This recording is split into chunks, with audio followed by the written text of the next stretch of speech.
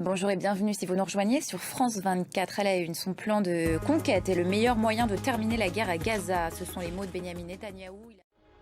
On commence ce journal à Jérusalem où Benyamin Netanyahou a détaillé donc tout à l'heure son plan pour le territoire palestinien. Un projet qu'il considère, je cite, je vous le disais, comme le meilleur moyen de terminer la guerre. Et ce nouveau plan de conquête israélien de la ville de Gaza est largement contesté en Israël par les alliés d'extrême droite de Benyamin Netanyahou, mais aussi et surtout par les familles des otages. Le Premier ministre israélien a donc à nouveau développé sa stratégie en la matière. On l'écoute. Et au même moment, une réunion d'urgence du Conseil de sécurité de l'ONU s'ouvrait à New York aux États-Unis, réunion consacrée à la situation dans le territoire palestinien. Selon un haut responsable des Nations Unies, le plan israélien risque, je cite, de déclencher une nouvelle calamité. Je vous propose d'écouter l'ambassadeur de Slovénie à l'ONU. Les Nations Unies qui se réunissent un week-end, ce qui est extrêmement rare, et les condamnations de ce plan israélien sont quasi unanimes. Correspondance signée Sarah Anderson depuis New York pour France 24.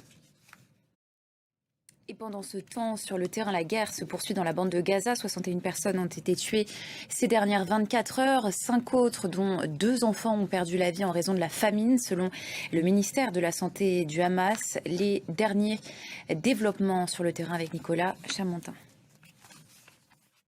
Autre front, celui de l'Ukraine. Les Européens appellent à maintenir la pression sur la Russie avant le sommet Trump-Poutine. La voie de la paix ne peut être tracée sans l'Ukraine.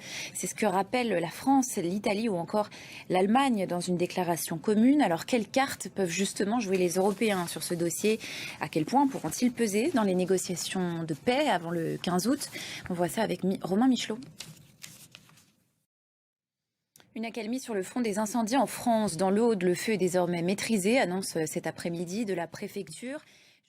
Tout autre chose maintenant, c'est une course effrénée qui dépasse la simple prouesse technologique, la course à l'intelligence artificielle.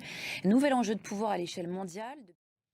Voilà, c'est la fin de ce journal. Merci pour votre attention. L'information continue sur France 24 et sur france24.com à la une de notre site internet ce soir. Et moi, je vous dis à très bientôt sur France 24. Je vous souhaite une excellente soirée.